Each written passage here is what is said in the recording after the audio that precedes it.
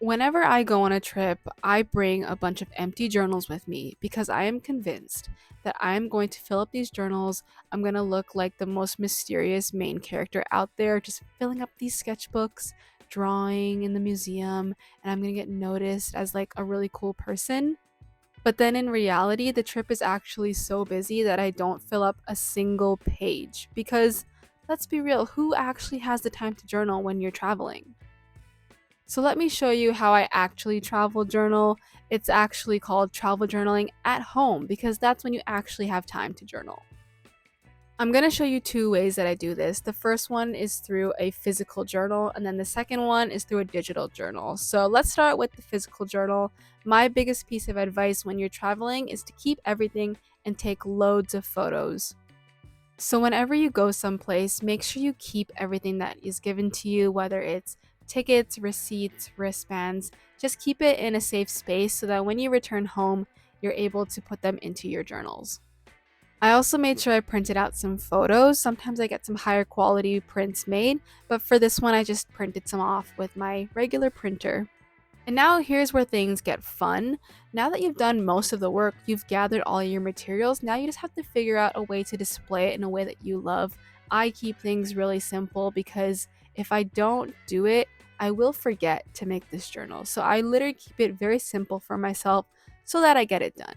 The goal for me is just preserving all of the memories of my trip, also remembering what I did. I've been told by a few friends and also some viewers as well that when you are on your trip and you want to remember things that are going on, it's really good to keep a tab open on the notes in your phone and jot down stuff while it's happening so that when you do your journal later on, you can refer back to those notes and remember what you did.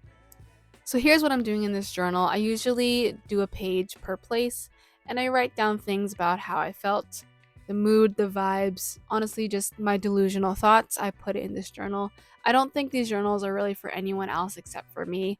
I think about just how in the future I can look back on them and just remember the great times that I've had.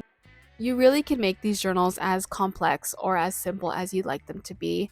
The biggest thing for me is I find that if I take too long to do a journal like this, I get too busy with life and I forget to do it. So for me, it's about preserving that memory.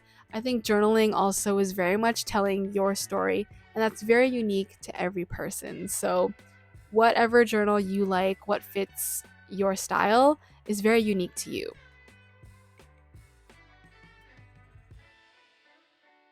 There's also so many little things that you can do to really spice things up.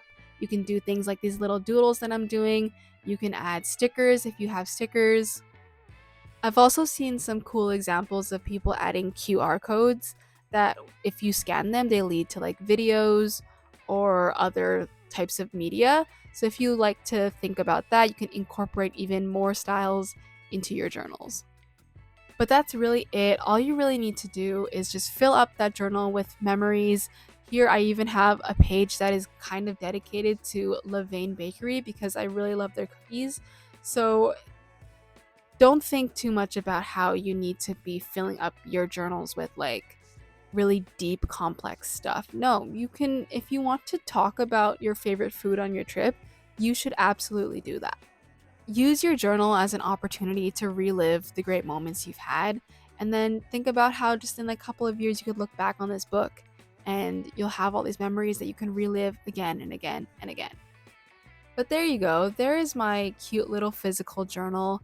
This honestly did not take me that long to do, probably around 30 minutes. I think it was just the hardest part was honestly getting all of my materials together.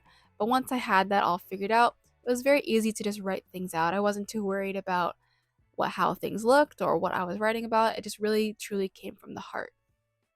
I hope what you learned from this is that keep your travel journal simple. Honestly, these pages that I just made, I probably could have done this when I was on my trip because they were so simple. And I think you can do this. It should be fun, okay? If journaling becomes draining or tiring, then you should fix that. I mean, it should be a fun thing to do, okay? It should be fun. Okay, the second way I'm going to talk about travel journaling is through digital means. I love to take pictures, I love to do film photography, so this is a way that I incorporate this into my kind of travel diaries. Let's be real now, film is so expensive, so I try to use these developed photos in any way possible because it costs me a lot of money to do this. So I'm gonna try and use it in every way that I can. So the first thing that I like to do is I like to open up my photos in Procreate and just do some writing and some doodling on them because it's just an easy way for me to start things off. The cool thing about using digital means is that nothing is truly permanent. If you want to move things around, you can move things around. If you want to erase things, you can erase it. Nothing is really permanent. So it's not like with physical journaling where if you put paint down, you can't get rid of it. In this case, if things aren't going the way you want, you can just delete it and start over. This is also really great if you want to get really artistic with things, if you want to make collages, if you want to cut and paste things. That's something that's really possible to do here. So you can really get creative with it if you're really into that digital journaling aspect of things. I usually spend a little bit of time editing my photos and then adding some writing and some of my silly little guys that I doodle. And then I'll usually export them and put them in some type of storage app. Lately, I've been using Notion and I kind of use just the journaling templates on there and I'll use them to store all my photos. I've also in the past, if I really like how a photo with the doodles turns out, I'll also get those printed because I think it's really cute and I'll just frame them and put them on my wall. One of the perks for digital journaling over physical journaling for me is that you get those really high quality images that you've taken and you're able to really just work on top of that.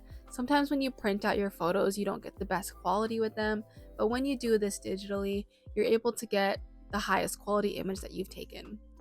Also, the sharing aspect of a digital journal is so much more easier. I can take this and share this with my friends in literally 30 seconds, and I can't really do that with a physical journal. So, there we go. There's two great options on how you can journal. I hope when you take a trip, you'll take some of these tips and put them to good use. Thanks for watching, and I'll see you in the next video.